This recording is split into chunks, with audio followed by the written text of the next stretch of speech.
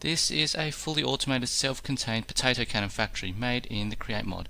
It uses only Create mod recipes along with the help of one mod, a data pack and a custom recipe to ensure it's fully self-contained and automated.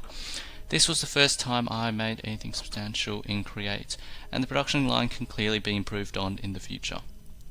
The potato cannon itself is just like most other guns from other mods, requiring various food items instead as ammunition, resulting in different effects and damage amounts depending on what ammunition you're using. And apologies, my frame rates aren't exactly the best, though somehow they more than halved while recording.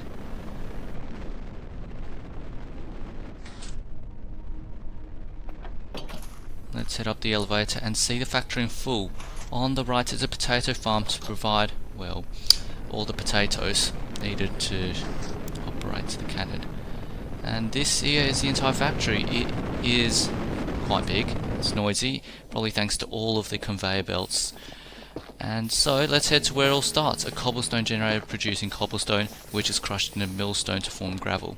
Half of it is split and crushed again into flint, and the other half rejoins the flint after going round the back, and together they form andesite.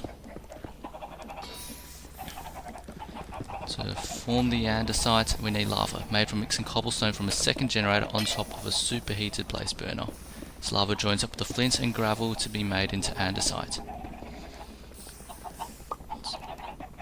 To make the blaze cakes, some lava is piped off from the lava farm to fill blaze cake bases made from mixing eggs, sugar and cinder flour from crushing netherrack between the crushing wheels. To make the netherrack, a healing potion is combined with cobblestone.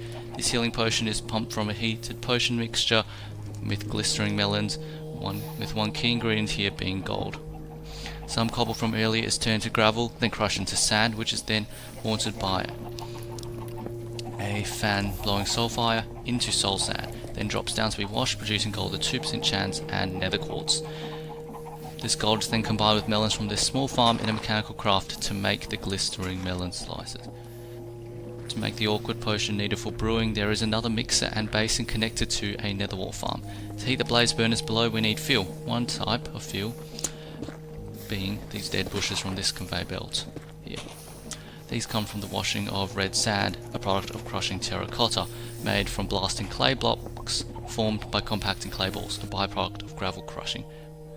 The andesite from earlier combines with more gravel, which is then washed to reveal iron nuggets with a 12% chance being produced, and is mixed to make andesite alloy, which is then split off into two different conveyor belts. The rest of the fuel comes from sticks made by this tree farm, which is very efficient and even a bit overkill. You can see, yeah, that's a lot of logs and saplings there. Moving on, the logs are output to the mechanical saws here, where they are sawed twice into planks and then become either a small or large cogwheel.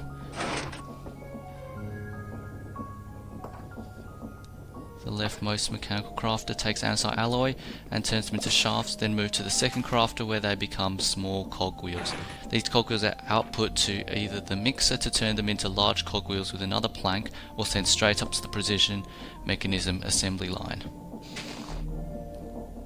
And yes, this mixer, I still need to figure out the finer details of batching to make sure it doesn't get clogged up with birch planks. The cogwheels, of which clearly there are too many of them right now, along with iron nuggets, then get sent to make precision mechanisms and are distributed through brass funnels filtered to only accept one item at a time, with items sent in batches of 5 to allow for even distribution. The quartz from earlier is compacted with basalt from a generator to make tough and is sent up a water stream to be crushed. This is a custom recipe, as neither Create nor the data pack I used to extract the ores from crushing added a tough recipe. The metal nuggets drop down and are blown across smart chutes which filter them out, and in these basins they are compacted into ingots. The iron nuggets stay as they are and are sent up to be distributed. The gold ingots are first pressed, then enter the recipe sequence line, and here is the final mechanical crafter to assemble all of the components.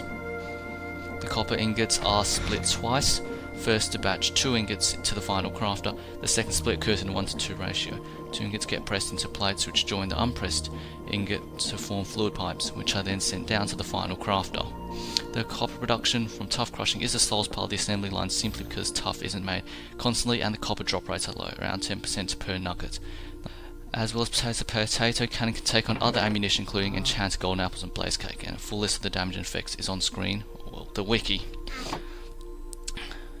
As for enchantments, usual bow enchantments apply, as does the new enchantment Potato Recovery. When enchanted with it, there is a chance for ammo to drop when the target is hit, with a 50% chance for the level 3 enchantment.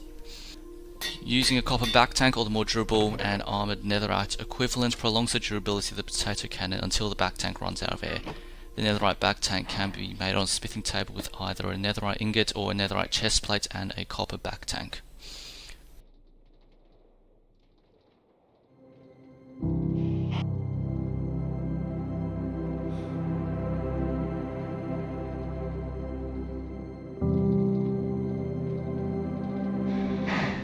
Clearly here the netherite back tank does resemble a full netherite chest plate as well. Back tanks can also be refilled by inputting rotational power through the top. Increasing the RPM increases the refill speed. And this is all for the video. I hope you enjoyed watching this showcase of my automated potato cannon farm from the Create mod.